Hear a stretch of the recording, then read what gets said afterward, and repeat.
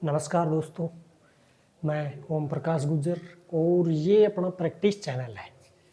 Practice करते रहेंगे, इसमें गलतियाँ होंगी, गलतियों को सुधारेंगे, फिर उसको मेन चैनल के ऊपर, जो मेन चैनल कौन सा है, कमला देवी इंस्टीट्यूट, उसके ऊपर धाड़ते हैं। फिर यहाँ गलतियों को सुधारेंगे। चैनल का नाम क्या है? मेन का कमला देवी इंस्टीट्यूट, ये नाम है मेन चैनल का। ठीक है, ये अपना प्रैक्टिस है, KDI प्रैक्टिस, इसमें प्रैक्टिस करते रहते हैं। तो अब हम पढ़ेंगे, इसमें प्रैक्टिस करेंगे एक यूरोप के पुनर्जागरण की। यूरोप का जो पुनर्जागरण है ना, वो 14वीं से 16वीं शताब्दी में होता है, सदी में होता है। क्यों होता है इसको हम देखेंगे। मेन कारण क्या था वो हमने पृष्ठभूमि के नाम से KDI जो है ना अपना मेन चैनल कमला देवी इंस्टीट्यूट, उसके ऊपर यूरोप का पुनर्जागरण पृष्ठभूमि के नाम से डाल रखा है वीडियो। समझना, बढ़िया से समझना, तरीके से, तमीज से समझना। अब देखिए, ये दूसरा पुनर्जागरण जो है, ये दो शब्दों के मेल से बना है। अभी हम समझेंगे इसको, वैसे आपको बता दूंगा शॉर्ट रूप में बढ़िया सा। रिनेसियस जो शब्द है, ये दो शब्दों से बना है, री प्लस नेशियस। री का अर्थ होता है पुनः,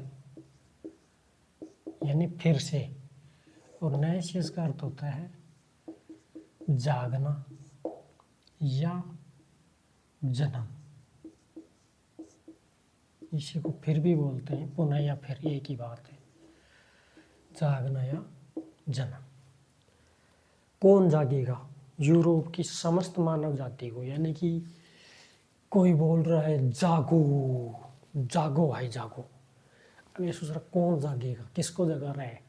पशु पक्षी भी ऐसे सोते थे हैं? अरे कौन बोल रहे थे यार, शोभा कुंदे रात दिन टे टे टे टे टे टे। तो किसको जगा रहे? समस्त मानव का। तुम सो जाओ, कुत्ता बिल्ली सब शेर सूर, कौन जागो?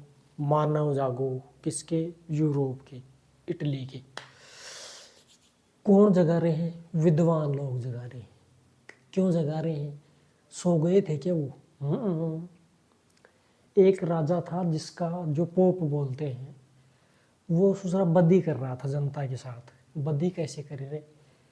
बदी जैसे ये जनता है, जैसे ये साम्राज्य है, रोमन साम्राज्य, ये रोमन साम्राज्य है। अब ये रोमन साम्राज्य बांट दिया गया इसको। यहाँ पर मैन है राजा, ये पोप है। अब ये इसको ज़मीन को ऐसे ऐसे ऐसे ऐसे बांट रहा है, यानी कि ये जो है ये प्रधानमंत्री है। अब यहाँ पर ये राज्य हैं, प्रांत बोलते हैं इनको, यहाँ पर मुख्यमंत्री बैठाएगा कि नहीं? अरे ये मुख्यमंत्री होगा, यानी कि ये CM होगा। इनको हम बोलेंगे लॉर्ड। लॉर्ड ये पोप है, PM है, तो ये ज़मीन देगा इसको, और ये जो है ये इसको सैनिक देगा कि मैं तेरे को ज़मीन देता हूँ तो मुझे सैनिक तैयार करके दे दे। अब ये दूसरा ज़मीन के बदले सैनिक कैसे देगा? देखो, ये मुख्यमंत्री या पूरी ज़मीन को नहीं संभाल पाएगा एक ला है दूसरा। अब इसको भी बांटना पड़ेगा जिलों में। जिलों में बांट दिया। अब यहाँ एक जिला है, तो यहाँ जो जिला है इसमें बैठा दिया सूरवीर को। अब ये कौन थे सूरवीर? सूरवीर इसी को बोलते हैं नाइट, इसी को बोलते हैं मेनर। मेनर मेना नहीं है ये, मेनर। अब ये जो है ये मुख्यमंत्री हो गया, लॉर्ड हो गया, ये ज़मीन देता है इसको भी कि तू चलिए तेरे को मैं जिला देता हूँ, ज़मीन देता हूँ। तेरा ये कौन थे? ये वो थे जो सेनापति रहा करते थे कोई ज़माने में कई प्रांत के, जिस प्रांत के ऊपर इस पोप ने पूरे प्रांतों को कब्जा कर लिया। अब ये कोई इधर का सेनापति है, कोई यहाँ का सेनापति, यहाँ का, अब ये क्या हो गए, बेरोजगार हो गए दूसरे सब के सब। अब ये पोप के पास जाते हैं, बोले महाराज प्रणाम, नमस्कार, बोले खुश रहे चीला। बोले फिर तुम क्यों आए हो और क्या काम है, बताओ क्या सहायता हम कर सकते हैं, हम पोप हैं।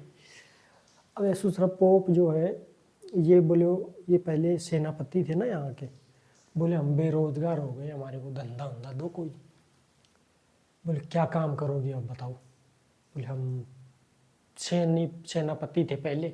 अरे बोले फिर तो बढ़िया काम हो गया, तू सैनिक दे, हमारे को ट्रेनिंग करवा, जनता को सेना बना, ट्रेनिंग करवा, फिर हम युद्ध जीतेंगे और बढ़ाएंगे फिर अपना राजपाट। अब ये दूसरा जो है सूरवीर नाइट, इसका काम था क्या, सैनिक ट्रेनिंग, सैनिकों को ट्रेनिंग देना, सैनिकों को ट्रेनिंग देना और सैनिक इकट्ठे करना। अब इसको नियुक्त कर दिया जिले में, ये इसको ज़मीन दे रहा है, ये इसको ज़मीन देगा कि चल तेरे को जिला देता हूँ, अब तू ज़मींदार नियुक्त कर वहाँ पर और वहाँ काम करवा लोगों से, ज़मीन बाड़ी खेती बाड़ी करूँ। अब ये ऊंचाई के ऊपर अपना महल बनाता था, किला यानी ऊंचा मकान हवेली बनाता था, उसमें ये रहता, जनता से काम करवाता। कोई जो है खेत में अड़ करवा रहा है, कोई जो है पानी भरवा रहा है, बढ़िया सेवा सावा कर रहे हैं इसकी जनता। हाँ थोड़ा सो पीठ में और लगा, बढ़िया इसको लेटा करके इसकी मल्लम उल्लम कर रहे हैं, बढ़िया ये जो मैनर है ऐसी जनता से। ये खुद ऐस करने लग गया। शुरू में सोचा 2-4 महीने तो ट्रेनिंग करवाया, क्योंकि ये गुप्तचर भेजता था, देख देख कहा के काम कर रही जी। अब ऐसे शुरू में तो ये करने लग गया बढ़िया मेहनत, और जब देखा कि हाँ हाँ हाँ ना ना ना ना कर रहा है, एक महीने में एक बार ही चलेंगे ससुर के पास। अब जब भी पता चल जाता था हाँ भाई आने वाला है, करवा ट्रेनिंग करवा। अब जब कोई आने वाला होता है ना तो बढ़िया उसको सजा सुजू के, हाँ अटेंशन प्लीज, ऐसे सेना को ट्रेनिंग करवाने लग गया। अब ये सेना को ऐसे ट्रेनिंग करवाने लग गया, देखे हाँ भाई लग रहा है, फिर सोच रहा चलो छुट्टी, वो गया फिर छुट्टी कर दिया। अब ट्रेनिंग व्रेनिंग कुछ नहीं, पौवा पी की पड़ा है आराम से, सेना सुना को कोई ट्रेनिंग नहीं है। ये क्या सोच रहा है पोप दिमाग में, अब जो है अब हम जीतेंगे और लोगों और क्षेत्रों में भी जीतेंगे, अब बख्शेंगे नहीं ससुरों को, और अब हम बड़े बनेंगे। अब हम उस राजा ने जो कहा था ना मेरे को नूरा, उसको भी मैं देखूंगा अब। और ये क्या सोच रहा है, हाँ यानी कि राजा की इच्छा ही सबसे बड़ी है, तो फिर कोई हरा नहीं सकता राजा को तो पहले ही, तो फिर सेना को क्या ही ट्रेनिंग करवाई, तो फिर ऐसे ही कर लेते हैं हम। अब ये सोच रहा है ऐसे करने लग गया, उसके दिमाग में क्या चल रहा है, हम युद्ध करेंगे, हम जो है हम बख्शेंगे नहीं ससुर किसी को भी, ये सेना देगा हमें युद्ध में, फिर हम सबको जीतेंगे। ये क्या कर रहा है, ऐस कर रहा है आराम से, क्योंकि राज गद्दी मिल गई हमारे को, तो अब ऐस करेंगे हम। तो ये ऐसे बाद में 1453 में कुस्तुनतुनिया के ऊपर महमूद द्वितीय आक्रमण करता है, और ये सैनिक उनिक नहीं मिलते इसके कहीं भी, पता नहीं कहाँ चले जाते हैं सर, और हार जाते हैं। ये पोप पाप और ये सब के सब डरे रह जाते हैं 1453 में। तो 1453 में जब पोप पाप डरे रह जाते हैं, तो पोप की इच्छा सब कुछ थी, क्योंकि पोप की चलती थी और पोप की बात माननी पड़ती थी। जो पोप की बात नहीं मानता था ना, जैसे किसी ने बोल दिया, पोप ने पहले बोल रखा है कि सूरज इधर धरती के चक्कर लगाता है, ये मेरी बात इस सही रहेगी यहाँ, मेरा इलाका है नहीं इसमें। अब इस इलाके के अंदर पोप की बात काटने वाला कोई नहीं है, क्योंकि पोप खुद है, सब कुछ है। बोले पोप की इच्छा सबसे बड़ी है। अब कोई उसका विरोध कर दे ना, सूर्य लगाता है इसका चक्कर, तो उस दूसरे को पकड़ के आग में फेंक दे, कुएं में फेंक दे, मरवा दे। अब कोई जो खाने की सोच रहा था वो भी चुप हो गया, बोले ना यार, क्या पता ससुरा मार मूर देगा, हम मरेंगे नहीं। बोले हम क्यों मरे। तो कोई बोलता नहीं था। अब विद्वान जो थे, किताबों में लिखने वाले, ये पुनर्जागरण विद्वानों से ही होगा बाद में, ये भी सोचे दुम दबा के चुपचाप बैठे रहे, यार बड़पा दे यार, कौन मरेगो, रहबा दे, आप मान लेंगा। और बोले तुम सब में भगवान ने मेरे को नियुक्त किया है, तुम जनता हो, मैं पोप हूँ। बोले मेरी बात मानो, और बोले मैं ही भगवान हूँ तुमका, तुम्हारा, मेरी आरती किया करो। बोले ओम जय ओम जय ईशा मसीह की जगह ओम जय पोप देवा, अरे पोप देवा, ऐसे। तो ये इसकी इच्छा सर्वोपरि थी। अब यहाँ मेहनत कर नहीं रही है। 1453 में इनकी भट्ठी बजा देगा कौन, महमूद देती है। महमूद देती है 1453 में कुस्तुनतुनिया के ऊपर आक्रमण कर देता है। कहाँ, कुस्तुनतुनिया। अब ये कुस्तुनतुनिया क्या थी, इसकी राजधानी थी, रोमन साम्राज्य की राजधानी क्या थी, कुस्तुनतुनिया। ये सब चौपट हो गया, हार गया, पराजित हो गया। अब जो जनता के ऊपर अत्याचार कर रहे थे ये दूसरे कमीन लोग, ये भी हार उड़ गए, मिले नहीं ससुर, पता नहीं कहाँ चले, गायब हो गए। अब ये जो कमीन लोग थे, ये सारा चौपट हो गया काम। यहाँ कुस्तुनतुनिया पर कौन बैठ गया आकर, महमूद देती। अब ये इटली भागी, और इटली में ये भागी कहाँ भागी, कॉन्स्टेंटाइन 11 मारा गया, मार दिया उसको, और उसको खुद कब्जे में करके खुद की सेना में शामिल कर लिया, भगा दिया कुछ को। फिर विद्वान लोग बोले हाँ अब हम बताएंगे सही बात, यानी कि पहले सच्चाई को दबाया जा रहा था, सत्य जो बात थी उनको दबा दिया गया। फिर एक विद्वान था, कौन, फ्रांसिस बेकन। उसने कहा था क्या, उसने ये कहा था कि सत्य सत्ता की नहीं बल्कि समय की पुत्री है। अब सत्ता थी पोप के हाथ में, तब तक तो ये इसी की बात चल रही थी कि सत्य यही मानो आप। अब जब समय आया तो ये पोप पाप रे साहब भाग भूग गया, पकड़ के इनको मार मोड़ दिया पोप पाप को। तो ये हुआ था एक्चुअल में, ऐसे पुनर्जागरण हुआ। फिर ये विद्वान लोग इकट्ठे हुए, फिर इन्होंने ये पूरे सिस्टम को बदला। बोले ये पोप पाप की बात काटो, बोले इनकी ये लिखित पढ़ित जो भी विलेख है ना, सबको इनको दहस नहस करो, तोड़ ताड़ के कर दो, इनको वोट दो बोले। तो ये फिर विद्वानों ने असली बातों को लिखा, ग्रंथों को, प्राचीन काल में जो ग्रंथ चलाए गए थे पुराने कवियों ने, ओरिजिनल में मानवता के ऊपर जोर दिया था, उन ग्रंथों को निकाला गया, पढ़ा गया, जो कुछ ही लोगों के पास सीमित थे। इसलिए फिशर नाम के विद्वान ने कहा था कि आधुनिक यूरोप को क्या कहा था, यूनान की विरासत कहा था, क्योंकि पहले प्राचीन ग्रंथों को छुपा रखा था कई इंटेलिजेंट लोगों ने। उन्होंने फिर बाद में उन ग्रंथों का अनुकरण किया और फिर वो पुनर्जागरण किया कि ये सिर्फ पोप पाप जो है ना, ये बकवास है, सभी कुछ नहीं है, और पाखंडबाजी करने के चक्कर में ये हुआ है। तो मध्यकाल जो था, ये ब्लैक, जिसको हम बोलते हैं अंधकार का युग था। ब्लैक एज बोलते हैं इसको, अंधकार, काला युग, काला समय। तो ये था मामला पूरा। और फिर इसके जो नाम पड़े, वो क्या क्या नाम पड़े, पुनर्जन्म, पुनर्जीवन, बौद्धिक चेतना, बौद्धिक चेतना का मतलब उनकी बुद्धि में वही घुसवा रखा था उसने, पोप ने, कि मेरी बात ही सही होती है, बाकी सब बेकार है। सांस्कृतिक पुनर्जागरण, ये इसके अन्य नाम है, अन्य नाम। तो इसको बोलते हैं रेनासा, रीनेशियस यानी रेनासा। तो रेनासा नाम किस कौन कौन से विद्वानों ने किस क्षेत्र में परिवर्तन के लिए दिया, नहीं रेनासा, उसको हम समझते हैं।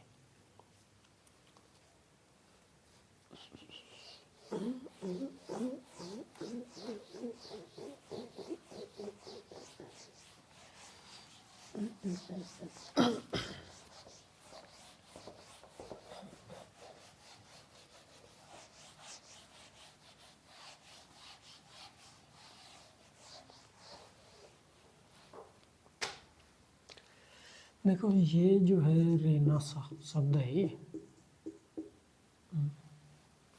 ना बीच में लिख देंगे ना हम इसको तरीके से, तमीज से लेके, तमीज से ऐसे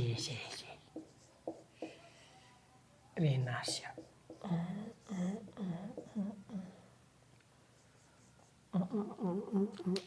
नासर नासर नासर, इसको नहीं ऐसे नहीं लिखेंगे सर, टन टन टन टन टन टन टन, इसको लिखेंगे सर हम ऐसे ऐसे लिखेंगे सर, ऐसे ऐसे ऐसे करेंगे सर, ऐसे ऐसे, रेनासा, ठीक है सर। रेनासा जो शब्द है, ये देखो एक विद्वान था जिसका नाम था वैशाली, वैशाली, ये 16वीं सदी का था। सर्वप्रथम इस शब्द का प्रयोग किया है इसने, यानी सर्वप्रथम शब्द का प्रयोग किसका, पुनर्जागरण का, रेनासा का। किस क्षेत्र में किया इसने, कला स्थापत्य,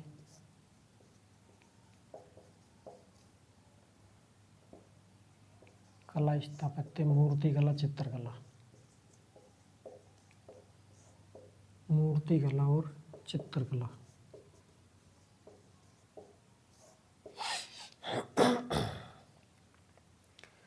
मूर्तिकला चित्रकला में परिवर्तन को क्या नाम दिया, रेनासा, किसने, वैशाली ने। फिर एक विद्वान था जिसका नाम था फ्रांसिस बेकन,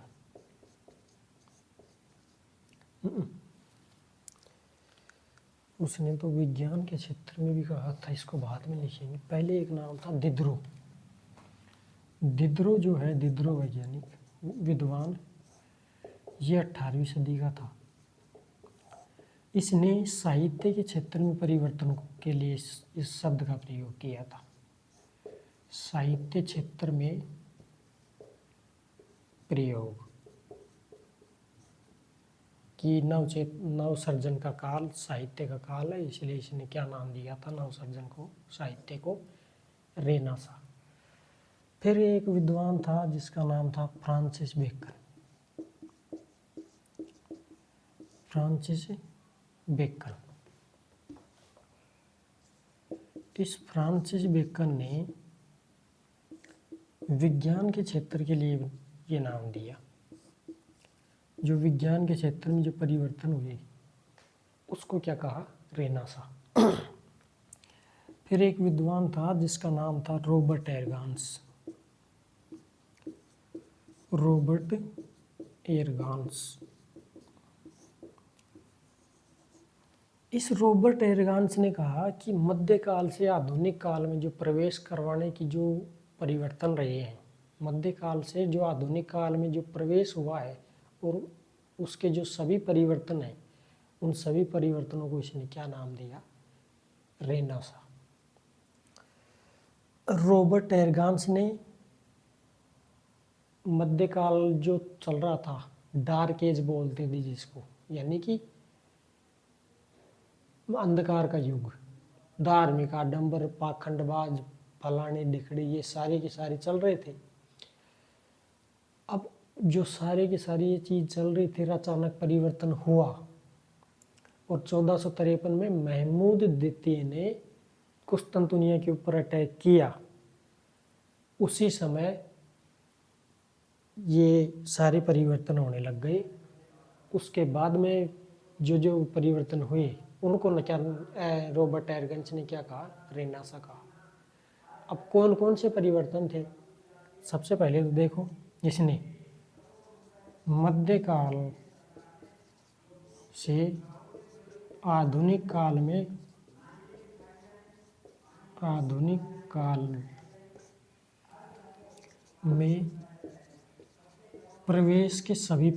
प्रवेश कराने के सभी परिवर्तन क्या कहलाए? रेनेसां। कौन कौन से हैं वो सब परिवर्तन? जैसे 1453 में कुस्तुनतुनिया पर आक्रमण, 1453 को कुस्तुनतुनिया पर तुर्कों यानी महमूद द्वितीय का आक्रमण। तभी तो पोप की खुंदक मिट्टी थी, इच्छा सर्वोपरि नहीं मानी गई, फिर उसके देह हाथ उसको मार दिया गया। उसके बाद में राष्ट्रीय राज्यों को सामंतवाद का पतन हुआ। वो जो था ना, वो सिस्टम अभी मैंने आपको समझाया था, उस शूरवीर सेनापति उनापति वो जनता को परेशान किया करते थे, उन सभी को एक एक को पकड़ करके उसको ख़त्म किया गया, यानी भाग भूग गए, वो पूरा सिस्टम एकदम हैक कर दिया। सामंतवाद का पतन, सामंतवाद के पतन के साथ ही राष्ट्रीय राज्यों का उदय हुआ। राष्ट्रीय राज्यों का उदय, इसका मतलब क्या हुआ कि जो स्थान पर जहाँ यानी कि जिस स्थान के ऊपर जिस भाषा का प्रयोग किया जा रहा है, उस अधिकतर इलाके में उसी नाम का देश बना दिया गया। जैसे इंग्लिश भाषा जहाँ बोल रहे थे उसको इंग्लैंड बना दिया। फ्रांसीसी भाषा, जो फ्रेंच भाषा थी, जिसके नाम फ्रांसीसी भाषा बोलते हैं जिसको, उसका नाम फ्रांस कर दिया। स्पेन की भाषा स्पेनिश बोली जा रही थी, उसको स्पेन बना दिया। ऐसे ही यहाँ इन जितने भी राज्य देश थे, इनका निर्माण ऐसे ही हुआ है, तो उसको बोला जाता है राष्ट्रीय राज्यों का उदय। और फिर इसको राष्ट्रीय राज्य क्यों बोला गया? भाषा के आधार पर नाम दे दिया। अब इसकी सीमा तय कर दी गई कि ये पूरे राज्य, इस इलाके में जितने भी यहाँ राज्य पड़ते हैं, ये पूरी सीमा तय कर दी गई कि ये फला राज्य है, इसका ये गांव है, यहाँ तक इस देश की सीमा पड़ती है। अब उस सीमा तक हमारा देश का अंतिम बिंदु रहेगा। ये पूरी बाउंड्री, ये पूरी लाइन खींच दी गई कि इस लाइन से आगे हमारा देश नहीं है और कोई देश है, तो ये सीमा तय कर दी गई। उसकी एक निश्चित राजधानी बना दी गई, जनता के द्वारा चुन करके एक राजा का निर्वाचन यानी कि नियुक्त कर दिया गया एक गणतंत्र के रूप में। तो इसी को बोलते हैं राष्ट्रीय राज्यों का उदय। समुद्री मार्गों की खोज की गई। समुद्री मार्गों की खोज क्यों? समुद्री मार्गों की खोज क्योंकि वो कुस्तुनतुनिया तो अब किसका हो गया? तुर्कों का हो गया। तो उधर से रास्ता था, सड़क थी स्थल मार्ग से।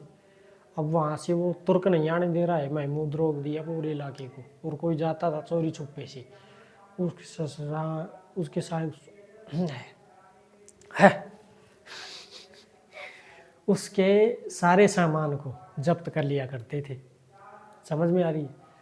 तो उस पूरे सारे सामान को जब जब्त कर लेंगे तो उसके पास कुछ भी नहीं बचेगा। वो सामान खरीद के लाया था एशिया से, तो फिर वो पूरा रास्ता बुलो के समझो उसको, तो वो अलग रास्ता चुने समुद्र का जहाज़ों द्वारा।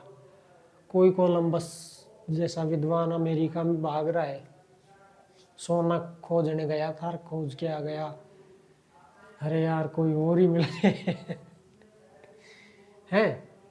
वास्को डी गामा जैसा जा रहा था, कहीं पहुंच गया भारत में। तो ऐसे इन इलाकों की खोज होने लग गई, समुद्री मार्गों को खोजा गया, कंपास उम्पास, ये छोटी मोटी विज्ञान के क्षेत्र में प्रगति हुई, ये सारी उपकरणों का निर्माण कर दिया गया। वो सब रेनासा कहलाया। तो ये शब्द है रेनासा। इन विद्वानों ने ये नाम दिया।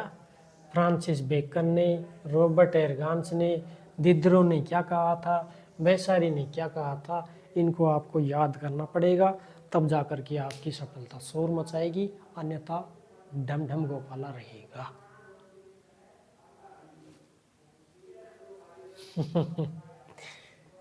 आगे, इटली में ही पुनर्जागरण क्यों हुआ? स्क्रीन शॉट ले बोचाओ तो ले लो, ये सही छी सारा पॉइंट है ओ भाई, टकाटक छी सब। गलती कौन से हम? हाँ गलती कौन है हम लिख लियो तो।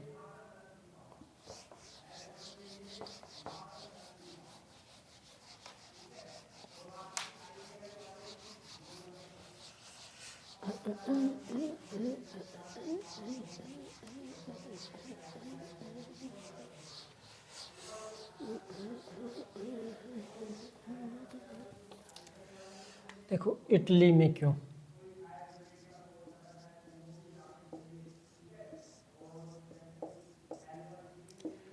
पुनर्जागरण इटली में ही क्यों हुआ और कहीं क्यों नहीं हुआ? तो इसको भी हम समझते हैं कि इटली में ही क्यों हुआ। वैसे तो इसकी समझ में अब तो तब आएगी जब आप पृष्ठभूमि देखोगे। क्या आ गया भाई?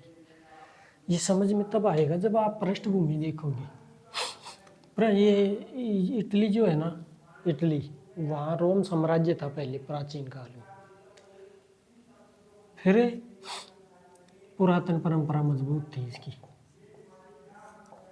पुरातन परंपरा मजबूत। मतलब क्या हो गया ये कि भाई जो रोम साम्राज्य प्राचीन राजा और इसके जो कुलीन वर्ग के लोग हुआ करते थे ना, जितने भी कुलीन वर्ग के लोग थे, उन सारे के सारे कुलीन वर्गों ने कला और जो स्थापत्य शैली थी, स्थापत्य और कला दोनों को ही संरक्षण दिया, जिसके कारण उनकी जो महल माड़िए हैं और खंडर उंडर जो ऐसे कैसे जीवंत अवस्था में बचे रहे, इसलिए इनकी पुरातन परंपरा क्या रही? मजबूत रही। कला को संरक्षण दिया, स्थापत्य को इन्होंने संरक्षण दिया, इसलिए वो महल माड़िए आज भी सुरक्षित थे। कब सुरक्षित थे? पुनर्जागरण के समय तक। पुरातन परंपरा मजबूत यानी कि महल, स्मारक, बावड़ी और इनके जो है खंडर जीवंत अवस्था में रहे। ये जीवंत अवस्था में इसलिए रहे क्योंकि पोप जो यहाँ का पोप था, पढ़ा लिखा था ये, पोप और कुलीन वर्ग द्वारा कला को संरक्षण, कुलीन वर्ग द्वारा कला को संरक्षण। अब सारे राजा एक जैसे थोड़ी थे, कोई मेहनत भी करता था और कोई जो है आराम की भी खाता था। फिर रोम जो साम्राज्य है, रोम जो है ये प्राचीन सभ्यता का केंद्र था। रोम प्राचीन सभ्यता का केंद्र रहा। ये प्रमुख कारण थे इसके, यहाँ पुरातन परंपरा मजबूत क्यों रही थी इसका, वो मैं आपको बता रहा हूँ।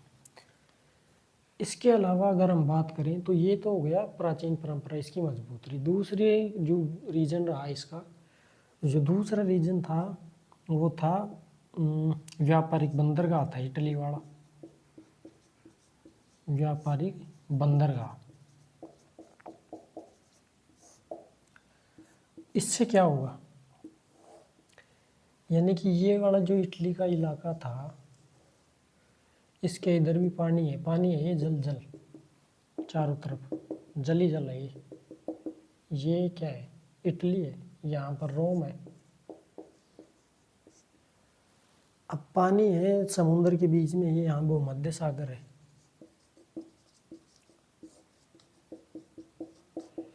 तो ये नाव जहाज आएंगे। ये फ्लोरेंस नगर हो गया, ये नेपल्स हो गया, ये इधर जो है ये रोम हो गया ना, रोम।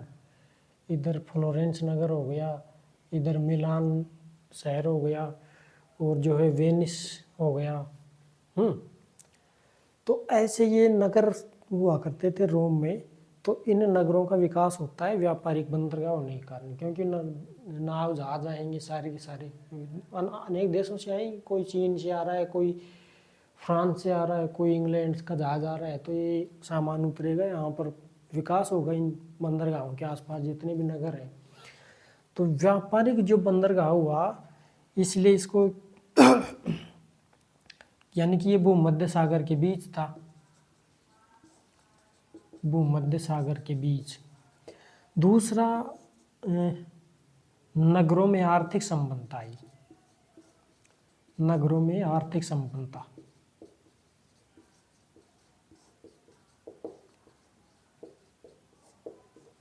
अब कोई भी आदमी है काम करने के लिए नगरों में ही जा रहा है? नहीं, नगरों में जा रहा है, क्यों जा रहा है? पैसे कमाने के लिए जा रहा है। वो पैसे कमा करके जेब में बटुए में रख करके और फिर वो घर आएगा, आधार की दिहाड़ी चित्त करके घर आएगा। वो खुश रहेंगे ना वो घर वाले जितने भी हैं।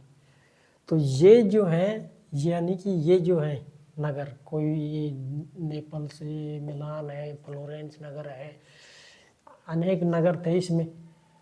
तो इन नगरों का विकास अपने आप ही होगा, क्योंकि ये बंदरगाह है, यहाँ पर जो है नावें आ रही हैं।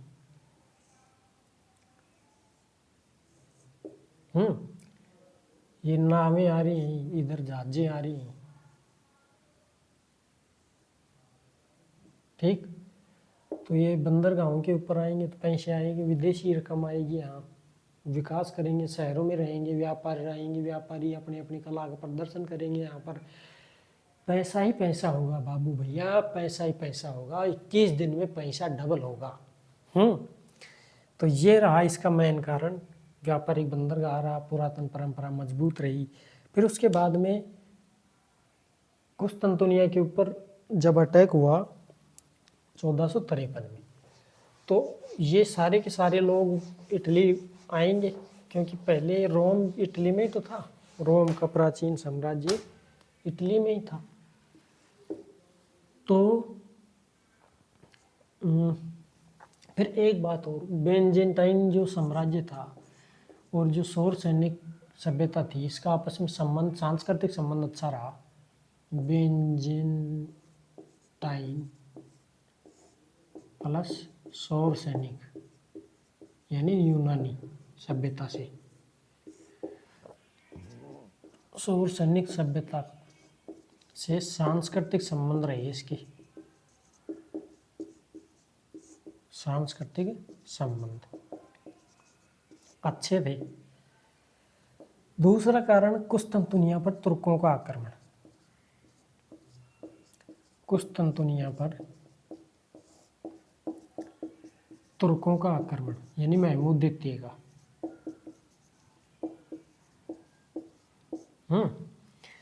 अब ये आक्रमण होगा, इसके वो साथ दिखाई दे रहे थे, पहले ही दिखाई दे जाते हैं। जैसे अभी पाकिस्तान जो है भारत के ऊपर आक्रमण करता रहता है लुच्चा नुंगरा, तो आसार पहले ही दिखाई दे जाते हैं कि भाई अब इंडिया हमला करेगा इसके ऊपर, समझ गए? ऐसे सर वहाँ वो दिख जाता है, संकेत दिखाई दे जाते हैं। तो उससे पहले ही कुछ कुछ विद्वान अपने अपने ग्रंथों को, प्राचीन बहुमूल्य जो ग्रंथ हैं, प्राचीन जो साहित्य है, उसको बचाने के लिए ये कुस्तुनतुनिया से सीधे आ जाते हैं इटली में। अब इटली में आ जाते हैं, निवास स्थान इटली को बना लेते हैं, वहाँ पर अपना साहित्य का सर्जन करने लग जाते हैं। व्यापारी भी आ जाते हैं, चित्रकार भी आ जाते हैं, कारीगर भी आ जाते हैं कई। तो अब क्योंकि यहाँ पर तो विकास हो रहा है ना, इटली में अनेक नगरों का संपन्नता बढ़िया आ गई, अनेक नगरों में पैसा ही पैसा आ रहा है, 21 दिन में पैसा डबल हो रहा है। तो कुस्तुनतुनिया पे आक्रमण हुआ तो अनेक विद्वान जो है ना, अनेक विद्वान बहुमूल्य साहित्य को लेकर, जो साहित्य पहले इटली या इस यूरोप में लुप्त हो चुका था उसको दाब करके रख रखा था इन्होंने, अभी बताया था मैंने थोड़ी देर पहले।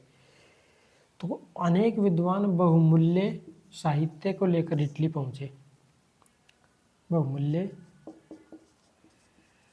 साहित्य लेकर इटली पहुंचे।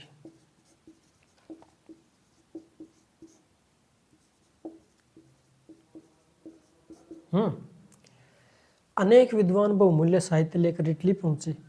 तब एक विद्वान था फिशर। इस फिशर ने क्या कहा, आधुनिक यूरोप को,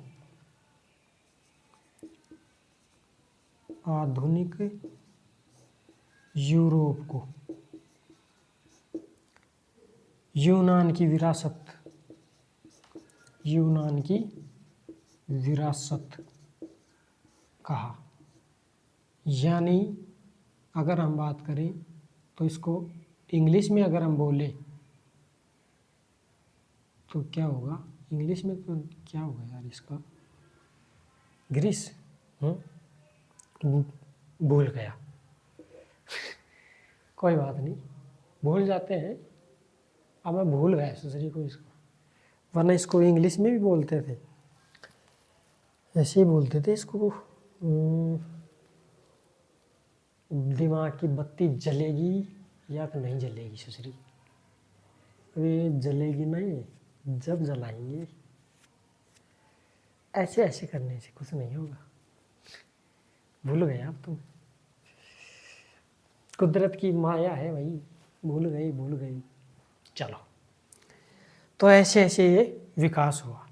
अब इसमें 2 विद्वान थे, देखो यहाँ फिशर के नीचे हम लिखेंगे 2 विद्वान और थे, उनको यहाँ लिख देता हूँ। एक तो था गुआरिनो दे वेरिनो, ये 1403 से 9 तक कुस्तुनतुनिया में रहा, और वहाँ से 50 ग्रंथ लेकर के कहाँ पर भागा, इटली में। फिर एक विद्वान था जियोवान्नी मेरांडोला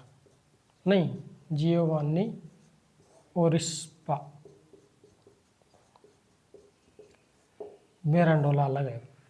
देखो जियोवान्नी ओरिस्पा ये 1413 से 23 तक रहा कुस्तुनतुनिया में, और भाया इंडिया से भाग गया 200 पांडुलिपि लेकर इटली भाग्यो। उसके बाद में एक विद्वान हुआ था मैनुअल क्राइसोलेरस,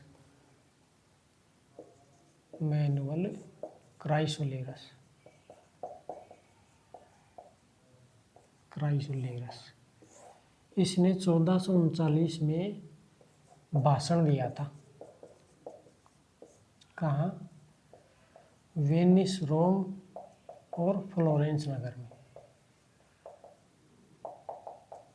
इसी में फ्लोरेंस यूनिवर्सिटी का ये आचार्य भी नियुक्त कर दिया गया था। और इस फ्लोरेंस नगर की अगर हम बात करें तो फ्लोरेंस नगर में 2-3 बातें होती हैं, उनको भी हम लिख देते हैं, ज़्यादा बड़ी तो ना होगी रे यार, और 40 मिनट की होगी। चलो भाई, कोई बात कोन्या, अरे कोन्या कोई बात है, वो छोटो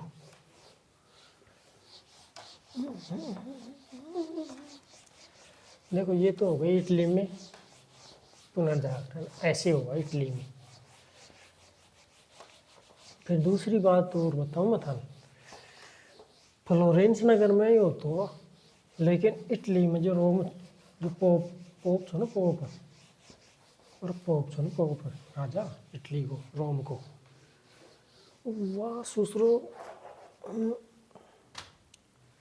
देख, एक लिखे हम फ्लोरेंस नगर में,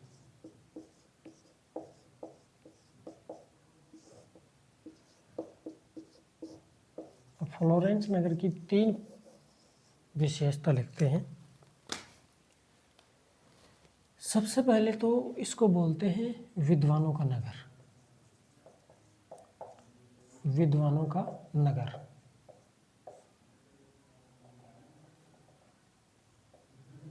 क्यों?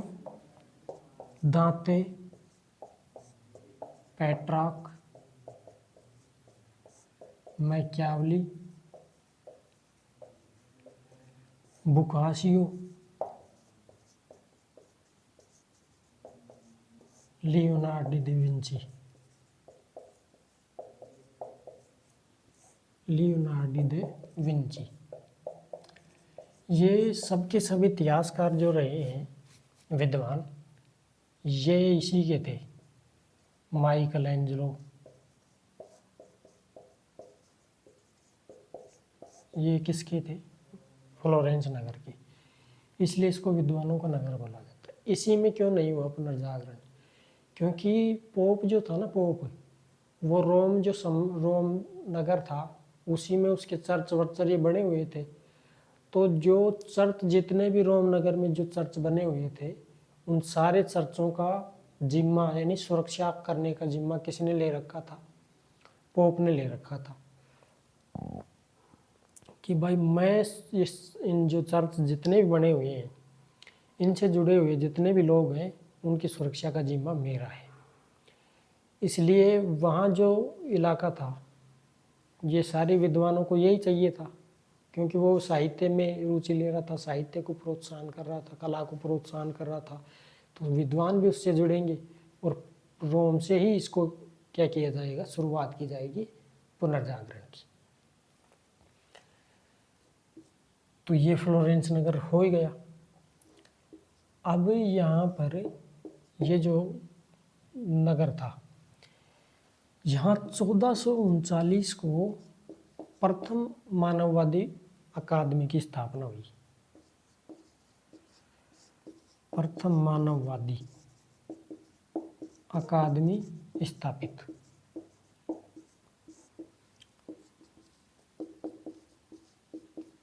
इसमें 3 सदस्य नियुक्त किए गए।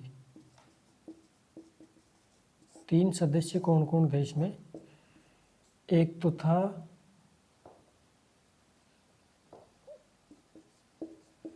क्रेसिनो, फेसोना और जियोवानी मिरांडोला। ये 3 सदस्य कहाँ नियुक्त किए गए? प्रथम मानववादी अकादमी कहाँ पर स्थापित हुई थी? फ्लोरेंस नगर में हुई थी 1439 को। ठीक ठीक ठीक ठीक ठीक ठीक ठीक ठीक ठीक। आगे चलो। फ्लोरेंस नगर में ही 2 दादा पोता भी है। एक का नाम था कैसिमो मेडिसी, ये तो सोच रहा था दादा, और एक था कैसिमो लोरेंजा।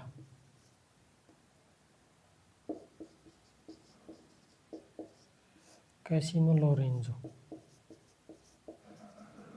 ये था ससुर पोता।